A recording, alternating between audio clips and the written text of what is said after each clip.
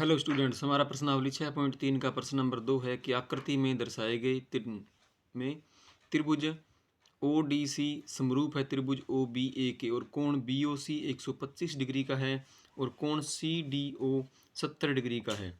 तो कोण D O सी, कोण डी सी ओ और कोण ओ ए बी हमें ज्ञात करना है। तो ये हमारे पास में कोण है बी ओ सी जो 125 डिग्री का है, ये कोण ओ डी सी 70 डिग्री का हमें दे रखा है, ये कोण ओ सी डी हमें ज्ञात करना है, ये वाला जो कोण है डी ओ सी ये भी ज्ञात करना है और ये जो कोण है ओ ए बी ये भी हमें ज्ञात करना है। सबसे पहले ये ऊपर एक त्रिभुज बना हुआ है ओ सी डी, इस त्रिभुज में एक कोण दे रखा है। अगर हम इसका एक कोण और ज्ञात कर लें तो तीसरा कोण हम ज्ञात कर सकते हैं आसानी से। अब देखिए कि बी डी एक सरल रेखा है, तो एक सरल रेखा पर बनने वाले जो कोण होते हैं वो दोनों रैखिक कोण युग्म होते हैं। ये कोण 125 डिग्री का है, अगर 180 में से घटाएंगे तो ये कोण डी ओ सी हमें ज्ञात हो जाएगा। बी डी एक सरल रेखा है,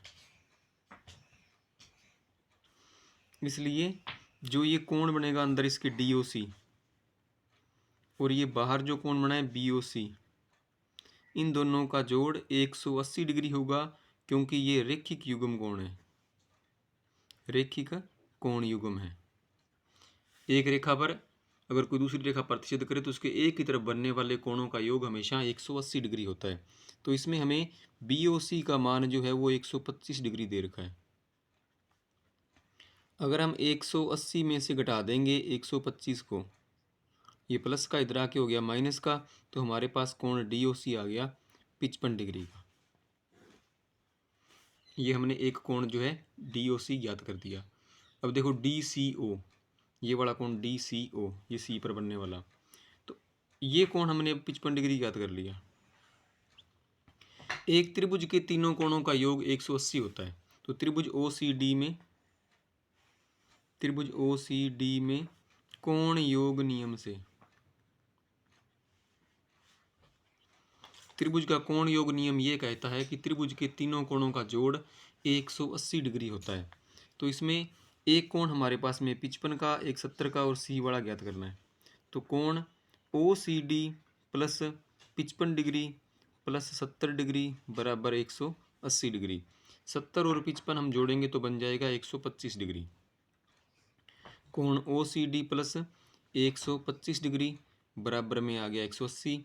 अब 125 का करेंगे पक्षांतरण तो ये ओ 180 में से घट जाएगा, तो 180 माइनस 125, अब हमारे पास बचेगा 55 डिग्री। तो ये हमारा दूसरा जो कोण है ओ सी डी, ये भी हमारा 55 डिग्री का ही आ गया, ये भी 55 का और ये भी 55 का। अब हमें ये कोण निकालना है ओ ए सी। अब प्रश्न में हमें ये दे रखा है कि ओ डी सी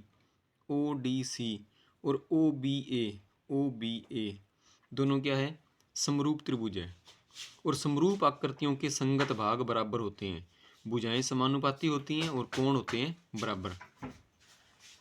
तो त्रिभुज ओ डी सी और त्रिभुज ओ बी ए में ओ पे बनने वाला कोण बराबर होगा, बी पे बनने वाला कोण बराबर होगा और सी पर बनने वाला कोण भी बराबर होगा। हमें ज्ञात करना है ए पर बनने वाला कोण। तो यहाँ पर ए पर जो बनने वाला कोण होगा वो इस सी पर बनने वाले कोण के बराबर होगा, यानी ये जो कोण होगा वो इस कोण के बराबर आएगा। तो कोण ओ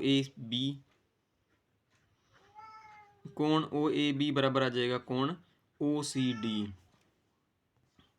ये इसके बराबर आएगा क्योंकि त्रिभुज जो है ओ डी सी समरूप है त्रिभुज ओ बी ए के, ये हमें दिया है। अगर दो समरूप त्रिभुज है तो उनके संगत कोण बराबर होते हैं। तो यहाँ पर कोण जो बन रहा है, जो इस त्रिभुज में कोण ए पर बनेगा वो यहाँ सी पर बनने वाले के बराबर होगा। तो यहाँ पर कोण ए पे बन रहा है, यहाँ पर सी पे बन रहा है और ये ओ सी डी कोण जो है वो हमने ज्ञात किया कितने का, 55 का। तो कोण ओ ए बी है वो भी हो जाएगा हमारा 55 डिग्री का। तो इस प्रकार से इस त्रिभुज के जो तीनों कोण है वो तीनों ही 55 डिग्री के आ गए। ये भी 55 का हो गया, ये भी 55 डिग्री का और ये वाला भी 55 डिग्री का हो गया।